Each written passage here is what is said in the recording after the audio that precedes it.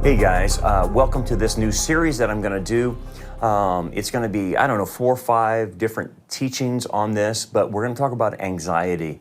A lot of people are on the grip of anxiety. They don't know how to get rid of it. They don't understand what's going on with them. And so it tends to be an issue that all of us deal with. I deal with it. Everyone deals with it. But we want to make sure that we're not being controlled by anxiety. And so we're going to call this series Breaking the Grip of Anxiety. And basically we're going to look at how the brain, scripture, and healing all intersect because we're dealing with a lot of complicated issues here. And you got to think that, anxiety is not just simply a thinking straight issue. Yes, that's part of it, but it's also a mental health issue as well. So sometimes people put their mental health and their brain in the wrong category, and they put it in spiritual category. And what ends up happening is if you mistake health issues or brain activity for spiritual issues, you're not going to treat it properly. And so we want to talk about how to look at anxiety from multiple levels and realize, okay, what do I need to be dealing with? For many people, anxiety is a mystery for them. It's even paralyzing to them. It arrests all that they do. They have panic attacks and all kinds of stuff starts happening to them. But if you understand what's going on in the brain and then what God says about anxiety, and then you can start getting a grip on this and get to the process of working through it, getting some healing, and seeing yourself free of this. So let's first off we want to understand is the brain, okay? And this is important because if it's a brain malfunction, then that has to be addressed by a doctor. And this is where you can't over-spiritualize things that are happening to you. You first have to see if there's a medical issue. God created our brain in a very powerful way, right? It has powerful chemical messengers called neurotransmitters. And these are the communication system of our brain, okay? They fire signals across neurons to regulate how we feel. We can feel happy, we can feel sad, calm, anxious, or whatever. So what ends up happening, just talking about the brain itself, not spirituality yet, some neurotransmitters that a lot of psychologists or psychiatrists will call happy messengers include serotonin and dopamine and what they call GABA. These are the neurotransmitters that send these happy messengers through your brain to make you feel peace, joy, clarity, a lack of anxiety, tranquility. And then you have others like cortisol that gets released, and certain enzymes are sad messengers, okay? And when they are released, they trigger fear, fatigue, flight, depression, And so what ends up happening when you have a healthy brain, it keeps both in balance, okay? So what happens to some people is their brain gets out of balance, and they have negative messengers constantly being sent, and it shuts them down. When we look at how we're constructed, God designed our inner life, in our soul, our thoughts, our emotions. But then when you talk about the brain, we're talking about the physical body.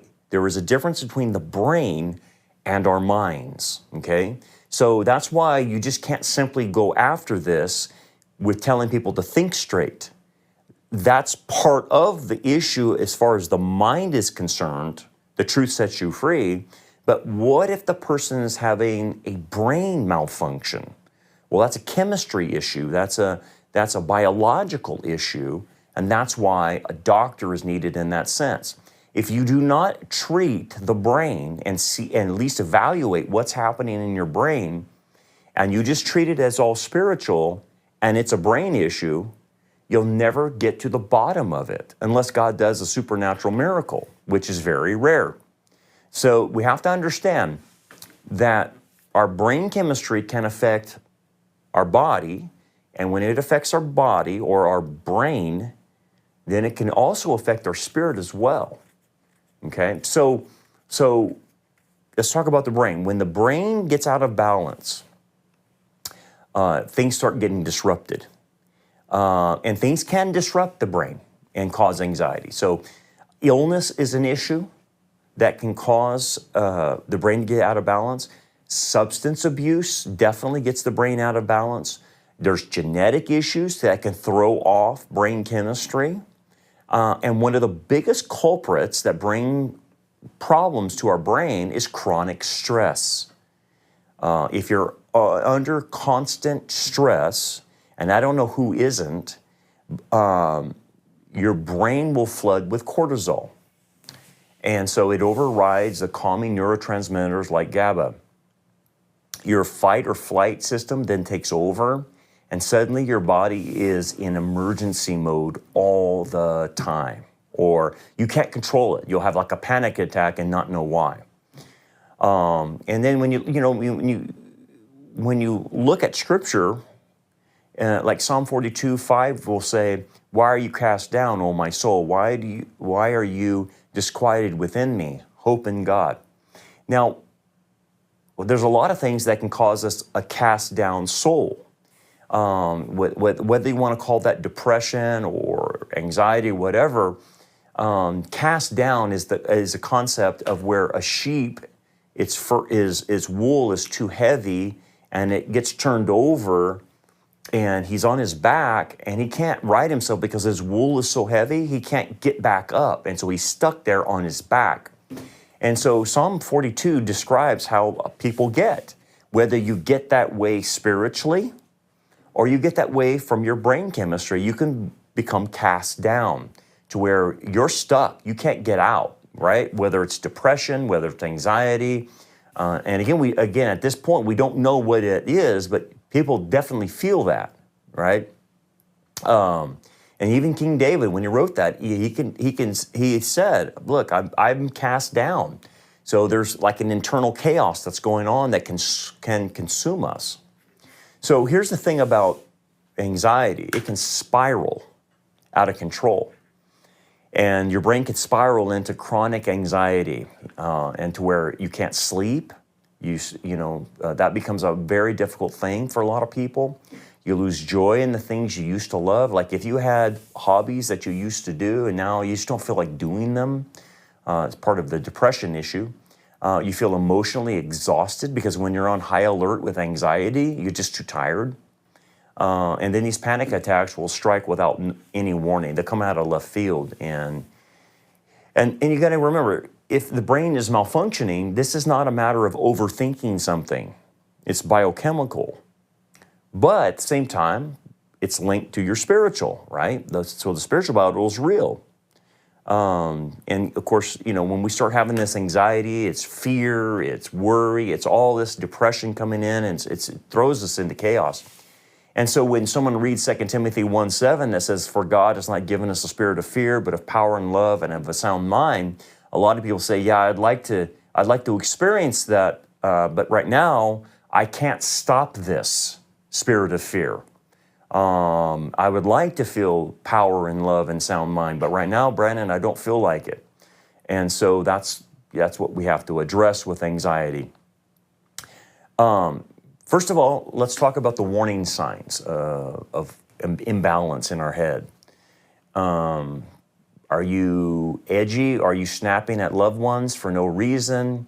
Are you exhausted but you still can't sleep? You have no peace, and it's just you feel in turmoil and chaotic inside you, those types of things.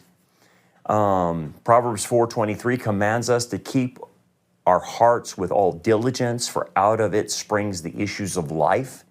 And so part of guarding our heart is setting a lot of times emotional boundaries. Do we have emotional boundaries with people? That helps us. But again, we're talking about, is this spiritual? Is this relational? Is this mental? Is this brain chemistry? We got to learn to say that's enough. We got to put up boundaries and limitations on people. That's part of it. We'll talk more about that later on. But many people think that they're weak because they can't think their way out of anxiety. But the mind and the brain are very different. The mind chooses thoughts. The brain runs the chemical show, basically. And so sometimes our thoughts are okay, we're thinking okay, but our neurotransmitters are out of balance. And so when we look at Philippians 4:6-7, be anxious for nothing, well, when you're out of balance, you're not going to apply that scripture very well. It's going to be very difficult to be anxious for nothing because you won't be able to stop it. When we talk about other things in our bodies that like GABA, psychologists and psychiatrists will talk about GABA. And I don't want to get too technical, but it's basically a natural tranquilizer that your brain releases. You have natural tranquilizers in your brain, and sometimes they don't work. So what this does is it slows your racing thoughts, it relaxes your nervous system, but if you have prolonged stress, it produces cortisol, and that cortisol then blocks the GABA from doing its job of giving you a natural tranquilizer. So, in many ways you can think about GABA as trying to go to sleep, but cortisol is already in bed. And so until the cortisol leaves, you're not going to sleep because your GABA is not able to get in there and do its job. And then again, this is why people have a hard time sleeping. It's blocking those receptors. And so, people will say, well, even if I'm mentally calm, I still feel anxious. Yeah, that's true because something's going on in the brain sometimes. Ecclesiastes 4:6 says, better a handful of quietness than both hands full together with toil and grasping for the wind. And some people won't be able to feel that quietness and that calm because their receptors are not able to get it, the happy messengers, because they're being flooded with cortisol and other things that create problems for them to feel calm and to have that natural tranquilizer. So you have to understand that everybody has a different capacity for stress. Okay, some have a low threshold. Sometimes it's their genetics or life trauma, but all of us can be overwhelmed if stress goes unchecked. And this is where your self-awareness and your boundaries come in. This is how you figure this out. If you remind yourself of what Jesus did when there was a lot of pressure on him, he withdrew and prayed. Luke 5:16 says, so he himself often withdrew into the wilderness and prayed. So Jesus needed rest and retreat, and so do we. But we'll talk about that a little bit more. So when we talk about our brain, some anxiety comes from within the brain itself, and this is called endogenous anxiety. It's not triggered by thoughts, but by chemistry. And that's why people who love God and read scripture suffer panic attacks, and they have no control over it.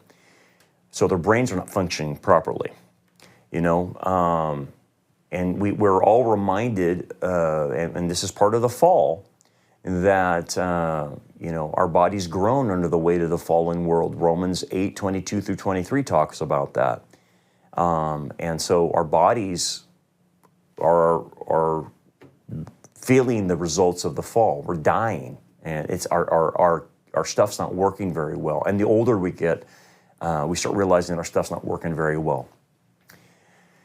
So if it's a brain issue, and that's why if someone comes to me in counseling and they're having anxiety and it's off the chart anxiety, I'm going to first have them go to a psychiatrist, or I'm going to have them first go to a therapist or a medical doctor, and I want them evaluated.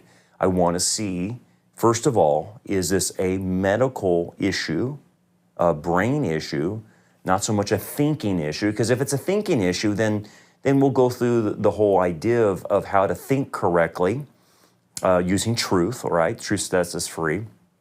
And you're putting boundaries and limitations and trying to eliminate stress and people that cause us anxiety. But I got to first know if it's a brain issue. God gave us wisdom. He gave wisdom to doctors and insight into our brain, and we need to use that. Do not over spiritualize this and say, I'm not going to the doctor because he's going to put me on some medication. You might have to be put on medication. And you might have to be put on it maybe for a season or maybe for your entire life in order to get yourself back to normal. And here's the thing about this. If one medication doesn't work, then your doctor or psychiatrist will figure out, there's ways of figuring out what medication, what amount works for you. And so do not be adverse to taking medication. It's part of our lives.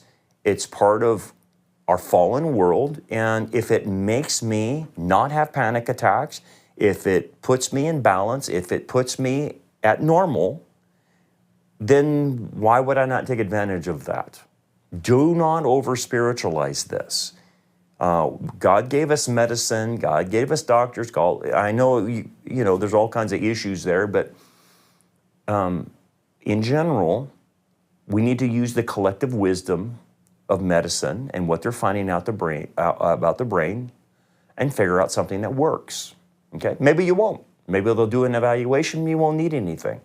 And maybe they'll say, well, it's you just not thinking correctly. It's a cognitive issue, not a brain issue. Well, good.